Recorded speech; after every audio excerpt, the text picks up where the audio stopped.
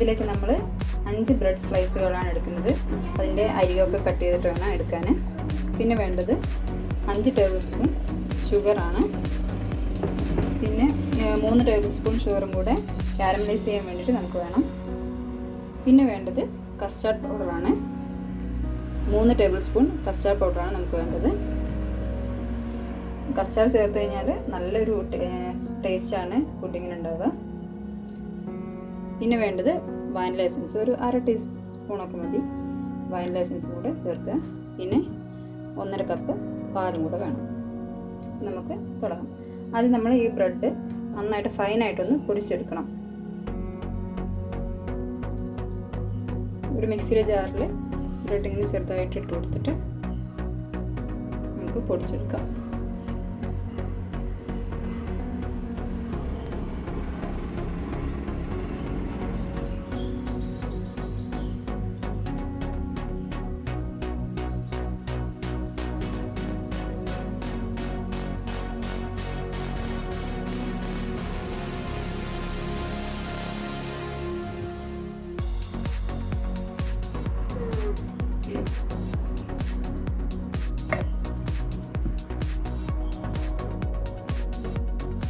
നന്നായിട്ട് പൊടിച്ചെടുത്തിട്ടുണ്ട്. നമ്മൾ എന്തായാലും ഫൈനായിട്ട് പൊടിച്ചെടുത്തിട്ടുണ്ട്.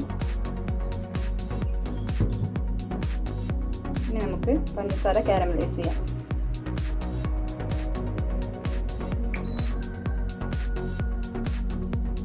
ഒരു പാത്രം വെച്ചിട്ട് അതിലേക്ക് 4 ടേബിൾ സ്പൂൺ പഞ്ചസാര ഇട്ട് കൊടുക്കാം.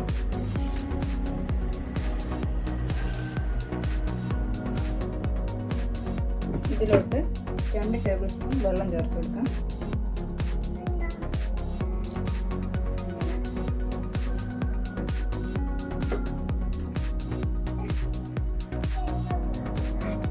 ഇനി ഇത് ചെറിയ തീയിൽ ലോ ഫ്ലെയിമിൽ ഓൺ ചെയ്യണം.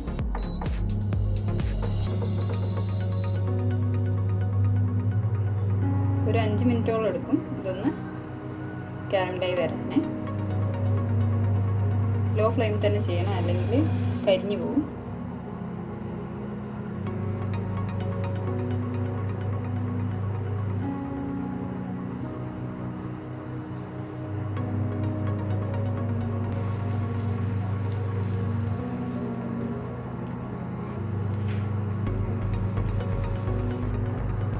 ഇപ്പോൾ ഇതൊരു ലൈറ്റ് ബ്രൗൺ കളറായി വന്നിട്ടുണ്ട്.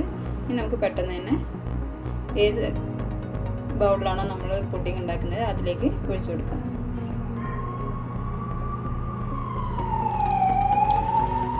പെട്ടെന്ന് തന്നെ ഒഴിച്ചു കൊടുക്കണം, അല്ലെങ്കിൽ ഇത് വേഗം തന്നെ സെറ്റായി പോകും.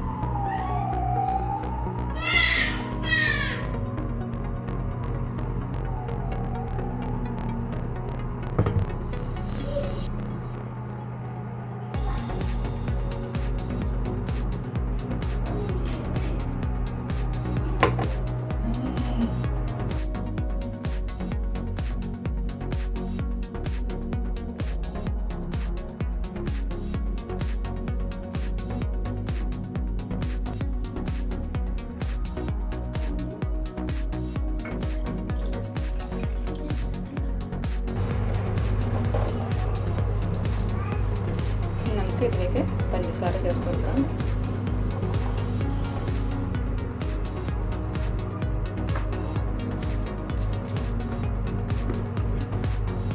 അഞ്ച് ടേബിൾ സ്പൂൺ പഞ്ചസാര ഞാൻ ചേർത്തിരിക്കുന്നത്. നിങ്ങൾക്ക് മധുരത്തിനനുസരിച്ച് വേണമെങ്കിൽ മാറ്റാം. പുഡിംഗ് ആകുമ്പോൾ കുറച്ച് മധുരത്തോടു കൂടിയാണ് രസം ഉണ്ടാവുക. ടേസ്റ്റ് അതായിരിക്കും, കുറച്ച് മധുരം കൂടിയാൽ. അപ്പോൾ ഓരോരുത്തരുടെ ഇഷ്ടം പോലെ ചേർത്ത് കൊടുക്കാം.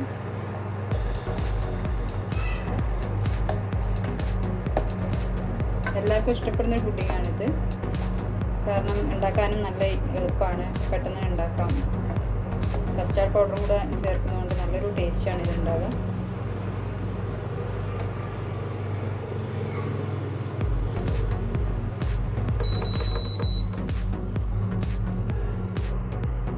ഇനി ഇതിലോട്ട് നേരത്തെ മിക്സ് ചെയ്ത് വെച്ചാൽ കസ്റ്റാർഡ് ചേർത്ത് കൊടുക്കാം.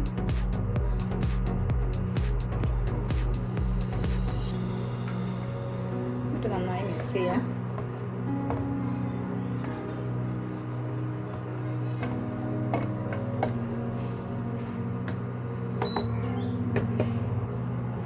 ചെറുതായി കുറുകി വരുന്നവരെ മിക്സ് ചെയ്തുകൊണ്ടിരിക്കണം.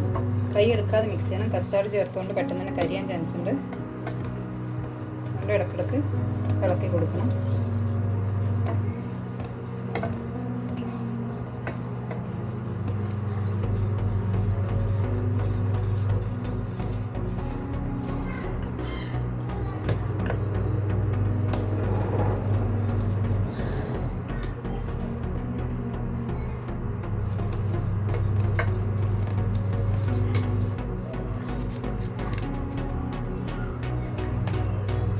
ഇനി ഇതിലോട്ട് 1/2 ടീസ്പൂൺ വാനില എസൻസ് ചേർത്ത് കൊടുക്കാം.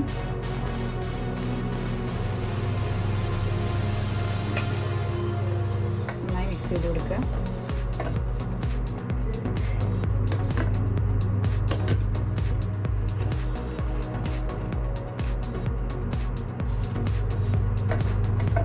ഇത് കുറുകി വന്നിട്ടുണ്ട്. ഇനി നമുക്ക് നമ്മുടെ നേരത്തെ പൊടിച്ച് വെച്ച ബ്രെഡ് ചേർത്ത് കൊടുക്കാം.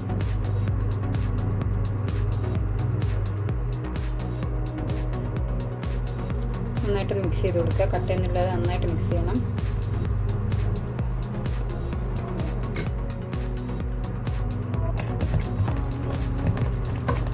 ഒന്ന് കുറുകി വരുന്നവരെ നന്നായിട്ടൊന്ന് ഇളക്കി വെച്ചിരിക്കണം.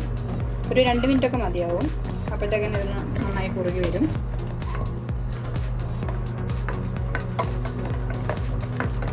കട്ടയൊന്നുമില്ലാതെ നന്നായിട്ടൊന്ന് മിക്സ് ആവണേ. സാധാ പുഡിങ്ങിനേക്കാളും ഇങ്ങനെ കസ്റ്റാർഡൊക്കെ ചേർത്തുണ്ടാക്കുന്നത് നല്ലൊരു ടേസ്റ്റാണ്. മറ്റേതൊരു ബ്രെഡിൻ്റെ ടേസ്റ്റ് ആവില്ല, പക്ഷേ ഇത് നല്ലൊരു മാറ്റമാണ് പുഡിങ്ങിൻ്റെ.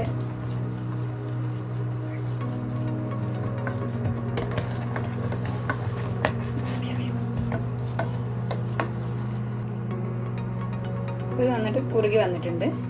ഇങ്ങനെ കുറുകിയാൽ മതി. ഇനി നമ്മൾ സ്റ്റീം ചെയ്യുമ്പോൾ അത് കട്ട് ചെയ്യിക്കോളും. ഇനി നമുക്കത് നമ്മൾ നേരത്തെ കാരമൽ ഒഴിച്ച് വെച്ച പാത്രത്തിലോട്ട് മാറ്റാം.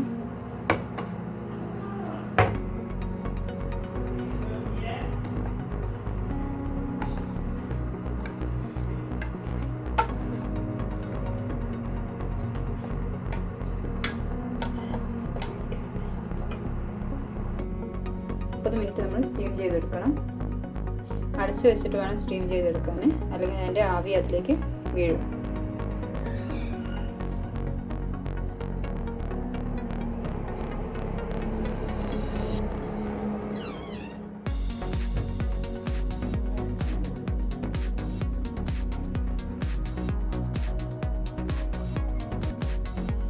ഇപ്പോൾ അരമണിക്കൂർ കഴിഞ്ഞിട്ടുണ്ട്. നമ്മളെ പുഡിങ് നന്നായിട്ട് വെന്ത് വന്നിട്ടുണ്ട്. നമുക്ക് നോക്കാം. ഇത് നന്നായിട്ട് വെന്ത് വന്നിട്ടുണ്ട്. ഇനി നമുക്കിത് 5 മണിക്കൂറെങ്കിലും ഫ്രിഡ്ജിൽ സെറ്റ് ചെയ്യാൻ വെക്കണം. എന്നിട്ട് മാത്രമേ ഉപയോഗിക്കാവൂ. 5 മിനിറ്റ് നമുക്ക് ഫ്രിഡ്ജിൽ താഴത്തെ തട്ടിൽ വെച്ചിട്ട് സെറ്റ് ചെയ്തെടുക്കാം.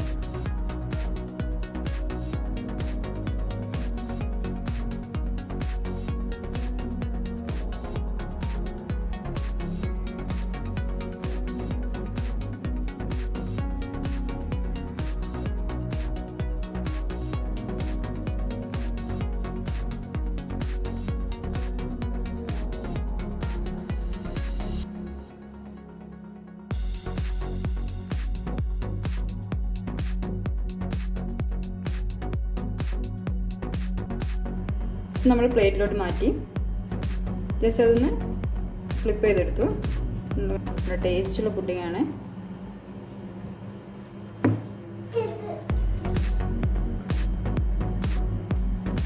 ഇതൊന്ന് കട്ട് ചെയ്ത് കാണിച്ചു തരാം.